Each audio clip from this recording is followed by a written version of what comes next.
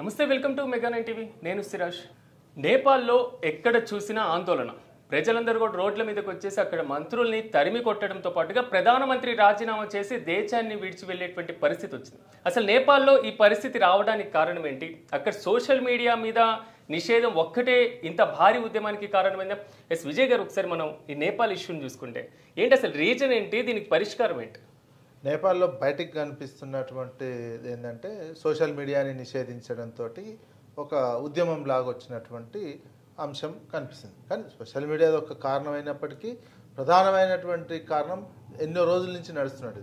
అక్కడ ఉన్నటువంటి పాలకులు అభివృద్ధి లేకుండా, అక్కడ ఉపాధి కల్పించకుండా, వాళ్ళ కరప్షన్ పెరిగిపోయి, వాళ్ళు జల్సాలు, మంత్రులు, వాళ్ళ పిల్లలు, వాళ్ళ సంబంధించినటువంటి అంశంలో పూర్తి జల్సాలకు చూడడం, ఇవన్నీ ప్రజలు జీర్ణించుకోలేనటువంటి పరిస్థితి. వాళ్ళకు నిరుద్యోగం పెరిగింది, పేదరికం పెరిగింది, వాళ్ళకు ఉపాధి లేనటువంటి అంశం మీద ఆ సమయంలో వీళ్ళు అప్పటికే ఉద్యమం జరుగుతున్నటువంటి నేపథ్యంలో సోషల్ మీడియాని మొత్తం నిషేధించినటువంటి వాళ్ళు కూడా అప్పటి వరకు జరుగుతుంటే సోషల్ మీడియా ద్వారా మరింత వేగంగా అవుతుందని చెప్పి అదొకటి. ప్లస్ సోషల్ మీడియా పేరు చెప్తున్నది ఏంది, ఇక్కడనే సోషల్ మీడియాకి సంబంధించిన అన్నీ కూడా నేపాల్లో రిజిస్ట్రేషన్ చేసుకొని మాకు కూడా ఆదాయం రావాలి, అందుకోసం మేము పెట్టినందువల్ల నిషేధం పెడుతున్నామని ప్రభుత్వం చెప్పినటువంటిది. వాస్తవానికి ఈ సోషల్ మీడియా ద్వారా ఉద్యమం మరింత తీవ్రమవుతుందనే అంశం కూడా ఉండుంటుంది. దాంతో నిషేధం పెట్టేసరికి అక్కడ పబ్లిక్ ఎవరితో ఏం మాట్లాడుకోలేనటువంటి సిచ్యువేషన్ అనే దాంతో ఒక తీవ్రమైనటువంటి నిరసన, ఒక ఉద్యమం, ఒక విప్లవంలాగా వచ్చినటువంటి సిచ్యువేషన్. ఆ విప్లవం పాత అసంతృప్తి ఇదంతా కలిసి అక్కడ గవర్నమెంట్ని, మంత్రులని, ప్రైమ్ మినిస్టర్ని, మాజీ ప్రైమ్ మినిస్టర్ భార్యని అయితే కొట్టే చంపినటువంటి సిచ్యువేషన్. ఆ రకమైనటువంటి హింసతోటి రాజీనామా చేసేసి కొత్త ప్రభుత్వం ఏర్పాటు దిశగా వెళ్తున్నటువంటి దశ. ఇక్కడ తెలుసుకోవాల్సింది ఏంటంటే, ఒక ప్రజాస్వామ్యయుతంగా ఉండి ప్రజల సమస్యలు పరిష్కరించి నిరంతరం వాళ్ళ అసంతృప్తిని పరిష్కరించేట్టు ఉంటే ఒక రకమైనటువంటి వాతావరణం ఉంటుంది. ఇక్కడ అంతర్జాతీయ పరిస్థితులు కూడా ఉంటాయి. ఒకవైపు మొన్నటి వరకు వీళ్ళు ఉన్నటువంటి చైనా అనుకూలంగా ఉన్నటువంటి ప్రభుత్వమే ఉన్నది. లాస్ట్ మూమెంట్ చైనా కూడా చేతులు ఎత్తేసినటువంటి అంశం. ఇప్పుడు ఈ నిషేధించినటువంటి సోషల్ మీడియా అన్ని కూడా అమెరికాకు సంబంధించినటువంటి అంశం.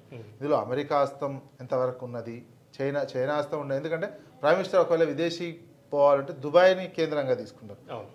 చైనా అనుకూలత ఉంటే చైనా ఆశ్రయమైనా కోరాలి, లేదా భారత్కు అనుకూలంగా ఉంటే భారతదేశ అనుకూలమైన కోరాల్సినటువంటి అవసరం ఉంది. ఈ రెండు దేశాలు కాకుండా దుబాయ్కి సంబంధించినటువంటిది తీసుకున్నాడు అంటే మరి ఇక్కడ అమెరికా హస్తం ఏమైనా ఉందా చూడాల్సినటువంటి అవసరం ఉంది. అమెరికాకు అనుకూలంగా ఉన్నటువంటి ప్రభుత్వాన్ని తెచ్చిపెట్టుకోవడమా మరి ఏంటి అనేది ఇంకా భవిష్యత్తులో తెలుస్తుంది. ఈ ఉద్యమం ఒక యూత్ నుంచి వచ్చినటువంటి ఉద్యమంగా మనం చూసిన ప్రజల అసంతృప్తిని తో ఉండే విధంగా పరిపాలన చేస్తే ఏ రకంగా ఉంటుంది, ఆర్థిక వ్యవస్థ అంతా కునారిలే విధంగా చేస్తే ఏ రకంగా ఉంటుంది అనేది ఇది ఒక ఎగ్జాంపుల్. బంగ్లాదేశ్ చూసాం, అదేవిధంగా శ్రీలంక చూసాం, పక్కన పాకిస్తాన్ కూడా చూసినటువంటి సందర్భం.